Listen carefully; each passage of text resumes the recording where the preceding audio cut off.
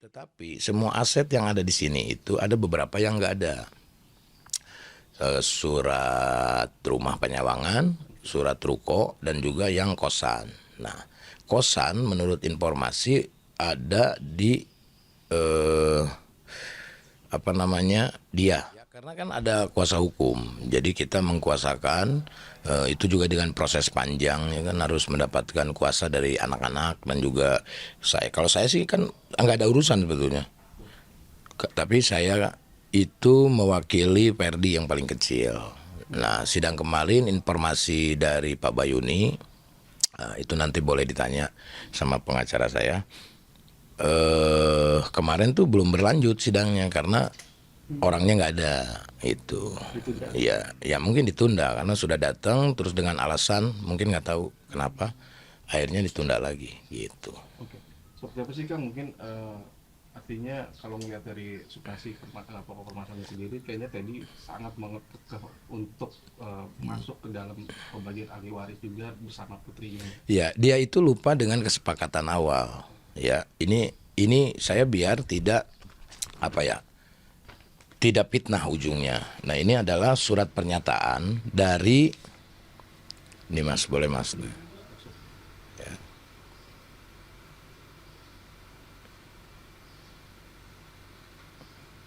Ya. Nah, ini tanda tangan di atas materai. Oke, ini tanda tangan kuasa hukum kan? Kuasa hukumnya almarhumah. Pak almarhum. Ya. Nah, ini tuh setelah kita sah lah ya, maksudnya untuk perceraian itu, akte cerai itu keluar di 5 Oktober 2018, ketok palu 20 September 2018 ya. Bahwa sebelum perkara perceraian diputus dengan mengacu pada pasal 86 dan pasal 87 kompilasi hukum Islam, Lina binti Saci menyampaikan kepada pengacaranya bahwa harta bawaan yang diperoleh dari pernikahan dengan saya semuanya diperuntukkan untuk anak-anaknya. Nah, dan ini udah disepakati oleh dia, ya, yaitu ada sebidang tanah rumah bangunan di Panyawangan, ada ruko, nah, terus ada uang IKI yang ada di rekening atas nama almarhumah sejumlah 5 miliar, itu dibelikan rumah villa Bandung Indah seharga 1,4 miliar, rumah kosan 32 kamar Bojong Soang Bandung seharga 2 miliar, tanah di Banjaran 99 tumbak, tanah sebanyak 10 tumbak di Cikoneng Ciamis. Gitu. Nah, yang menjadi pertanyaan adalah dari surat perjanjian dan pernyataan ini yang sudah disepakati itu bahwa aset-aset itu adalah di safety box di bank, salah satu bank. Nah, akhirnya diserahkanlah kepada putri. Nah, akan tetapi menurut informasi bahwasannya ada 2 kunci. Gitu, ada 2 kunci. Tetapi semua aset yang ada di sini itu ada beberapa yang nggak ada. Surat rumah penyawangan, surat ruko, dan juga yang kosan. Nah, kosan menurut informasi ada di dia, surat kosannya, surat aktenya, karena dia mengklaim bahwa itu adalah tetap punyanya dia, karena dia juga ada menyimpan uang, katanya gitu. Ya kalau menyimpan uang harusnya didiskusikan dong, ya, karena itu bukan peninggalan almarhumah. Itu uangnya mutlak uang IKI yang tertulis di sini kan senilai 5 miliar. Nah, Villa Bandung Indah kemana? Kan belum ada penyelesaiannya. Nah, jadi kalau misalkan mau mengurusi tentang ahli waris, ya harus dibereskan dulu lah semua. Baru kita sidang di PA. Ya kan, runtutannya seperti apa gitu. Ya selebihnya bisa tanya sama pengacara saya lah gitu. Oke. Nah, tapi kalau melihat dari beberapa aset yang memang dititipkan dari almarhumah ini untuk anak-anak, terutama Ike sendiri, ini kan tadi seperti apa bahasanya digelapkan lah ya, bisa dibilang Mungkin diduga iya digelapkan ya, terus siapa lagi? Ike sendiri nggak ada niat buat ngelaporin lagi? Loh itu belum tahu karena pertama Iki sibuk. Kita ini kan semua anak-anak juga konsen bekerja mencari nafkah gitu kan untuk dirinya, Iki untuk anak dan istrinya gitu. Jadi bukan berarti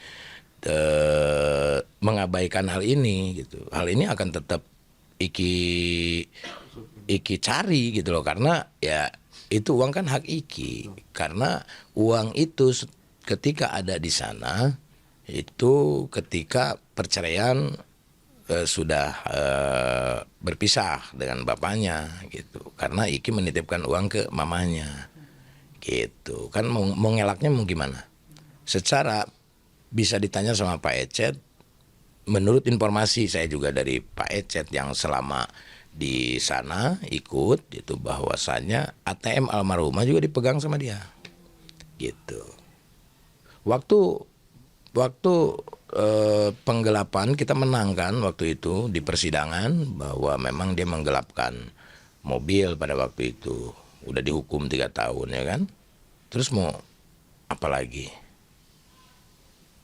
Kan sudah secara sidang sudah mengakui hakim juga dan kita tidak ada embel-embel untuk bagaimana caranya untuk memenjarakan dia. Itu kan kelakuannya dia.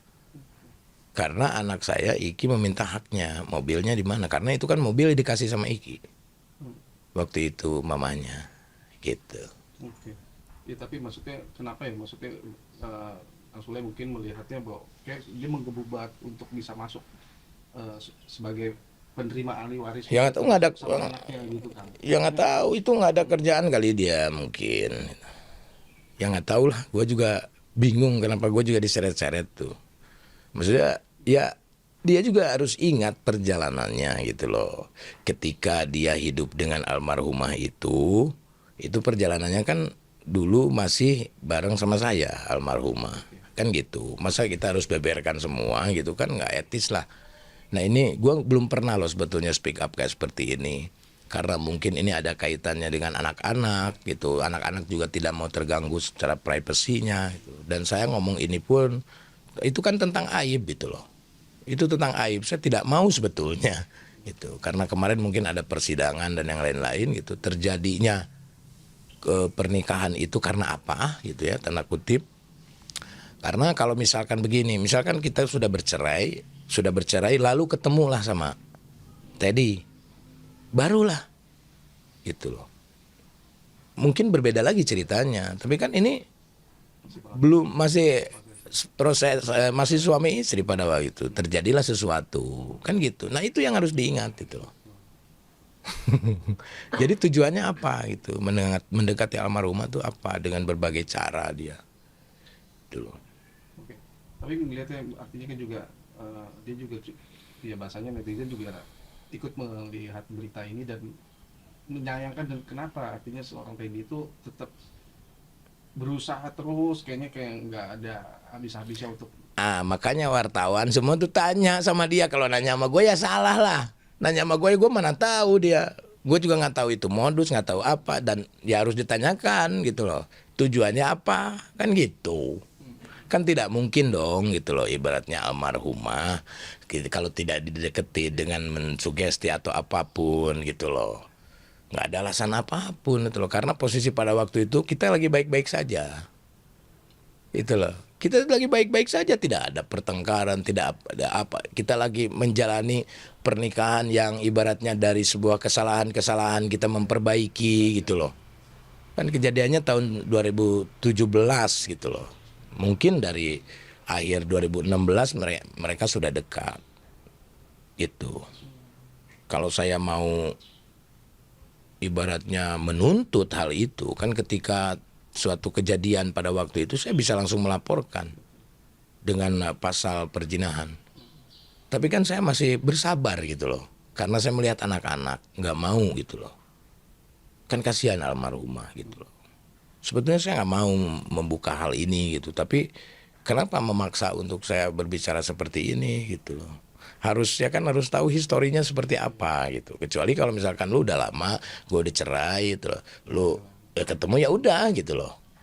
Ya nggak ada tuntut. Iya dong, ya pasti lu juga mungkin ketemunya berbeda mungkin dengan yang lain gitu loh. Beda lah kalau kita sudah cerai terus dia ketemu, ya udah hidup, dia mempunyai tanggung jawab dan kewajiban masing-masing gitu. Kalau ini kan masih posisi dalam pernikahan. Oke. Kang, tapi Kang Fulus begitu sabar banget artinya dengan mungkin biasanya ujian yang terus menimpa mungkin Kang Fulus dalam hal ini itu lagi permasalahannya. Tapi gimana sih Kang, artinya Fulus juga nggak ada niatan juga ingin ya udah kasih efek jerah misalnya gitu. Ya kalau misalkan gua mau seperti itu ya dari dulu udah gua penjarain lah pasal perzinahan gitu loh. Tapi ya buat apa itu? Saya juga manusia biasa, maksudnya banyak juga kesalahan itu yang harus diperbaiki. Jadi ya nggak perlu kita menghakimi orang. Itu ya biarkan saja. Kalau misalkan ujian ini terus menimpa ke saya, ya saya mah seneng lah gitu. Ya seneng lah, berarti Tuhan itu percaya bahwa gua tuh mampu menghadapi semuanya gitu loh. Ya udah, anggap aja itu sebuah perjalanan, anggap aja itu sebuah ilmu. Kan mendapatkan ilmunya banyak tentang sabar gitu loh. Kita bisa sabar menghadapi itu. Bagaimana perasaan kalau orang, oh Kang Zulay kayak sabar lah. Kalau dibilang nangis ya gue nangis lah dengan kejadian itu gitu loh. Itu loh. Cuman kan mas saya harus gua kasih tahu sama orang-orang, bikin status itu. Oh guys, aku nangis nih guys, nggak sabar banget dengan hal ini kan, masa iya gitu. Biarkan saja gitu loh. Karena gue yakin bahwa Tuhan memberikan hal ini itu bukan sebuah hukuman, tapi sebuah ujian gitu loh untuk saya dalam menjalankan hidup. Itu aja gitu loh. Oke. Ini juga Kang Fulus Bapak speak up juga belum lama ini bahwa saat usia bintang 17 tahun baru mungkin nanti akan ada bisa Ya, ngomongin soal betul. waris. Intinya gini, kalau toh itu tercatat sebagai ahli waris, ya saya sebagai orang tua, ya nggak masalah karena bintang itu nggak ada dosa, gitu loh. Toh kakaknya waktu dia kecil itu kakaknya juga masih menghidupi, kasih susu ketika ikut sama Pak Ecet, gitu loh. Ngasih buat makannya gitu. Nah setelah dibawa sama dianya, ya anak-anak juga jadi enggan. Oh ya udah ada orang tuanya lah yang menghidupi kan gitu. Karena anak-anak kan tidak ada kewajiban untuk menghidupi dong. Anak itu kewajibannya orang tua. Ya yang harus pikirkan itu. Ya udah nggak usah ngurusin dulu ahli waris. Urus aja anak sampai gede. Toh nanti di pengadilan kalau misalkan ada bagian yang kita kasih, tapi tidak sekarang gitu loh. Karena kasihan bintangnya tidak akan menikmati itu kalau ada bagian, ya kan? Kalau tidak ada bagian mungkin secara hukum tidak ada misalkan, ya masa iya kakaknya gitu loh. Mungkin bintang juga nanti minta bantu sama putri, masa iya nggak dikasih? Itu kan anak tiri lah ya, maksudnya tidak sedarah gitu. Yang sedarah tuh ajam. Cari berita selebriti dan lifestyle yang lagi viral. Di sini tempatnya. Yuk subscribe, like, dan share. Oke Zone Vibes. All the vibes you need.